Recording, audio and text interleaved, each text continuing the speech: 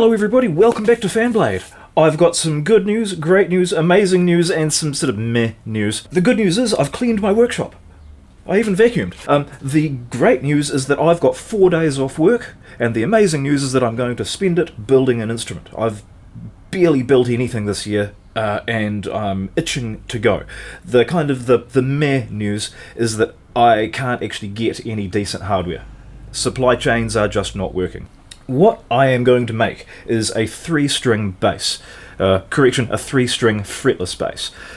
I've only got 4 days to do this. So things like frets, binding, drop tops, book match tops, all that, none of that's happening. This is going to be minimum viable bass guitar.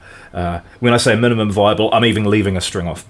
Essentially what's happened is that a bass guitar came to me for repair, and I had to use one of a set of tuners, which left me with 3 tuners. I have a bridge here. One of the saddles got unscrewed and lost, so that's now that's now a 3-string bridge. 3 tuners. For pickups, I have got 2 humbucking Hot Rails clones. These are from AliExpress about 5 years ago, and I never found a place to put them. They may as well go in here because they'll pick up a 3-string perfectly well. So, what am I going to build it out of then? This is 2 pieces of what I believe was a door frame. I think it might be Spanish cedar, it might be sapele, it might be neither of those. The neck is going to be made out of 1 piece of quilla. And I'm going to see if I can design the headstock and things so I can actually get 2 necks out of it, or even better, have 1 3-string neck and still have enough left over to get another 4-string neck out of this 1 block. So hopefully 2 necks. So let's get cracking. There's not a moment to lose here.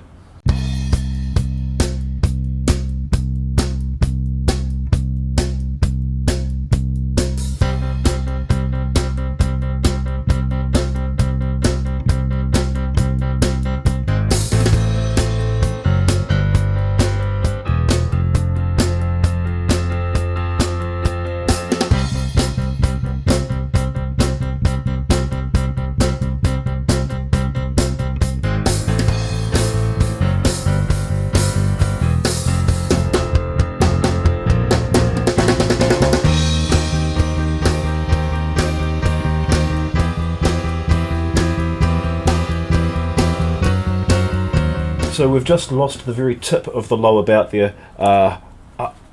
Just do a very, very slight design modification around that off. No one will ever know. I won't tell them if you won't.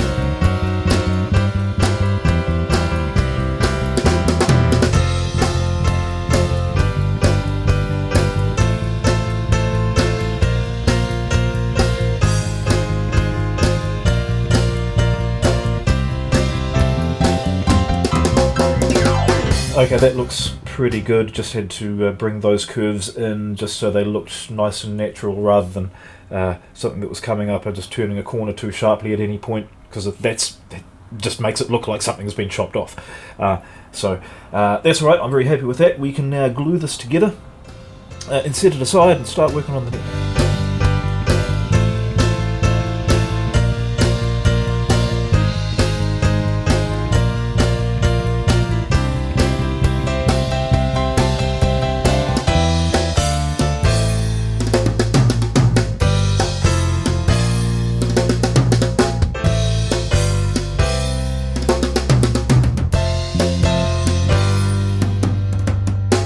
Okay, and now it's time for the neck, and there are some considerations to be made here. This is the fretboard I'm going to be using. I cut this off a piece of a pallet. Again, I don't know what it is, but you know, since the day I sliced it off, it's stayed pretty much bang on dead straight. So very, very happy to. Okay, there's a tiny little bit of play in it, but it's like nothing to be concerned about. What is to be concerned though is we've got sapwood, just a little bit there, but by the time this is cut down to a 3-string fretboard, that's just slice it off. The main thing that I haven't worked out yet is whether or not this plank of quilla is actually big enough to get a 1-piece neck off. If I can fit 3 tuners up there, I've got to be careful here because I want to try and get 2 blanks out of this. And I'm thinking what I'm going to have to do is simply accept the fact that there's going to be some gluing on to make extensions to headstock. It's design time. Let's draw this up.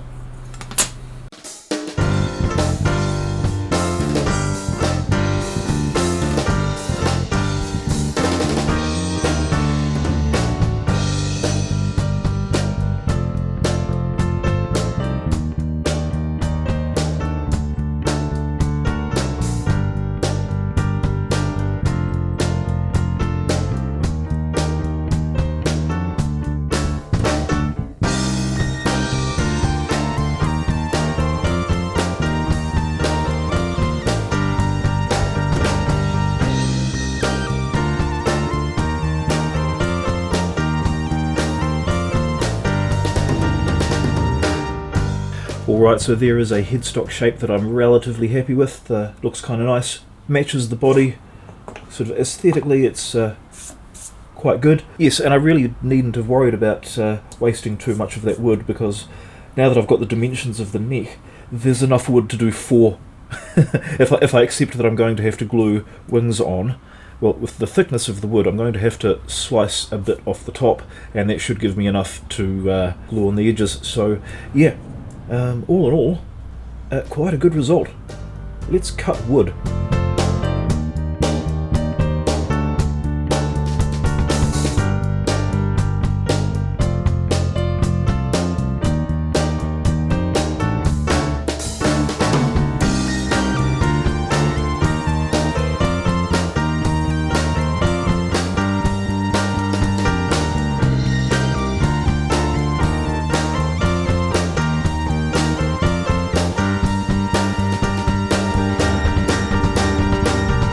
What we're looking at here is a neck blank. That was a little bit interesting. It's got the lighter wood in the centre and then the darker wood on the outside. I wasn't expecting that when I cut into that block, because it was just so sort of sun bleached around the perimeter of the whole thing that I mean, you never know what you're going to get until you cut into a bit of wood. So whereas that was the top surface of that block and I had intended to take a slice that way, I opted to go that way because it's big enough and I can actually get more slices out of that block anyway by doing that. As far as grain orientation goes, it's pretty much running on a 45 degree anyway, so yeah, it's not perfect, but flipping it over won't have any detrimental effect in that area. So next I need to mark out where the neck ends there. The headstock starts there, and so I need a truss rod slot, just like that.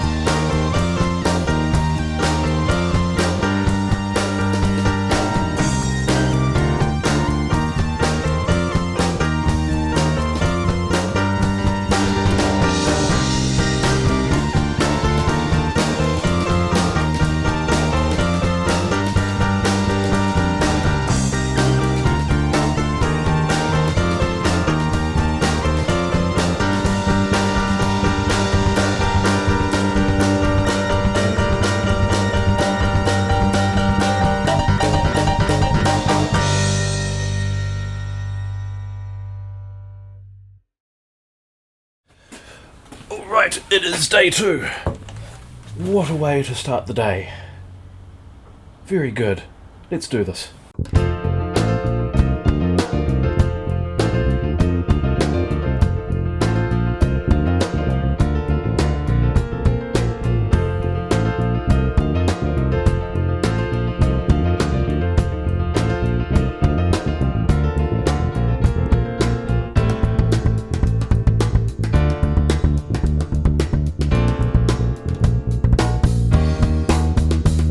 So here's the body. A couple of interesting things revealed itself to me there. Each one of these boards had an extra little bit inserted into the side of it. You can see where there's a join there. Hopefully you can make that out. Now that's caused a little bit of a problem at this end, in that the join has kind of, I'm going to have to fill all this in. I'm thinking at this stage, I've got plenty of offcuts of this. I'll just grind some up and just glue some in. It's even worse in there because where I flipped that piece of wood around, we actually got two of them. And it's even worse down at this end because that gap there I knew was there, but I was hoping that we were going to have enough length that I was just going to be able to chop that bit off, but that didn't happen. So I'll probably actually use a solid piece of timber and make a wedge, just glue that in there. Aside from that, having cut a little bit off the top here, that bout looks a bit sort of chunky. It looks a little bit dumpy compared to this one. Sort of comes to a nice fine point, and this one doesn't. So just to try and even those up a little bit, make it a little bit more aesthetically balanced. As I'm shaping, sanding out the saw marks out of this, I'm going to come in just a little bit further, and just a little bit further on that cutaway, and just thin this in just a tiny bit. Aside from that, this is good. I really need to find out what this timber is. I'll jump on the wood database later and see if I can look it up, because just from cutting it, it's very, very stiff, but it's quite light. This is going to make a really good instrument. My instincts are telling me this is going to be pretty alright. Let's shape it.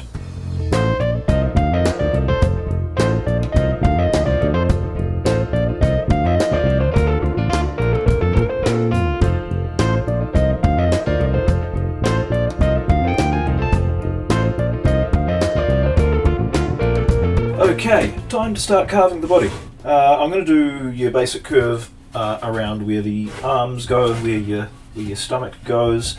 The centre line's still on the body, so I've taken the opportunity to mark out where the bridge is going to sit, and I'm going to slice a bit off there and round and grind all that off nicely. So that's going to be sitting about there, without that bit on it, obviously. Roughly where the neck is going, and then, pretty much just avoiding those bits as I carve the rest of the body.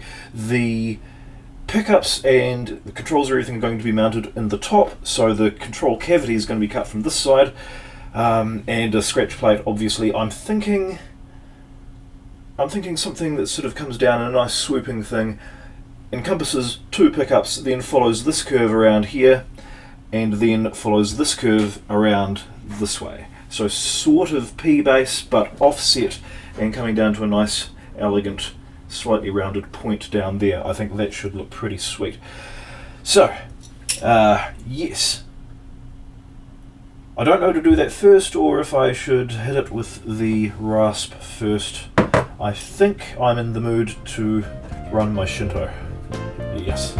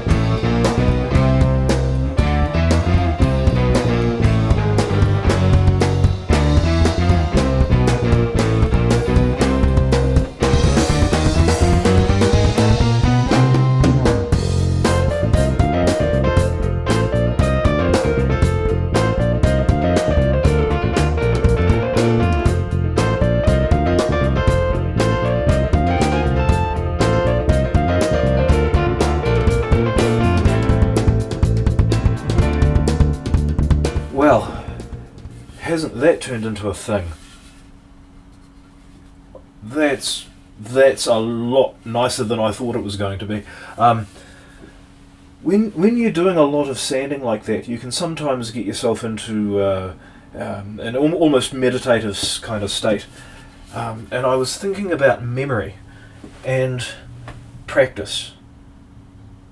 And as musicians, we all know that when you've learned to do something and you don't do it for a while, you forget how to do it. So you have to do it in order to remember how to do it. That's why I'm building this. I don't need a 3-string fretless bass. I have to make something, otherwise I'll forget what I'm doing. But in the process of doing that, I have remembered why I love it. Isn't that cool? I've been on the wood database and I found out what this actually is. This is Honduran mahogany, of all things. When I curved this bit through and it sort of revealed that grain, I thought that's something that I can go and look for. Also, no characteristic odour when I was working with it. If it was sapele or Spanish cedar, then I would have thought that it would smell like cedar. And I actually thought I smelled that when I pulled it out of the wood pile, but that might have been the big block of actual cedar that they were sitting on over there. Absolutely stunning piece of wood to work with. That was a joy to carve. It was absolute joy. Speaking of carving, neck. I need to get the neck unclamped and cut that to size and hopefully headstock shape as well, and that's pretty much the last thing I'm going to do today, because all I want to be able to do is come in tomorrow and start carving neck pockets, pick up cavities, work out what the design for the pick guard is going to be, and proceed from there. So I need to make some progress on the neck, so I believe that is next.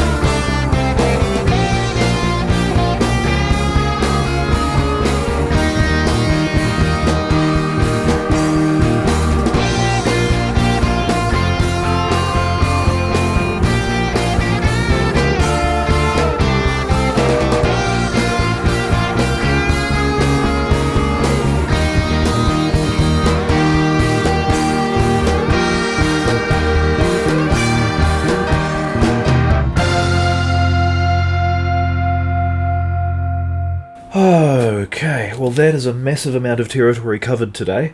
It seems like a good place to end it for the day, and also a good place to end this video. Obviously I'm not doing these as daily videos, because otherwise I just won't have time to get the thing finished. So you'll get the next 2 days' work next week.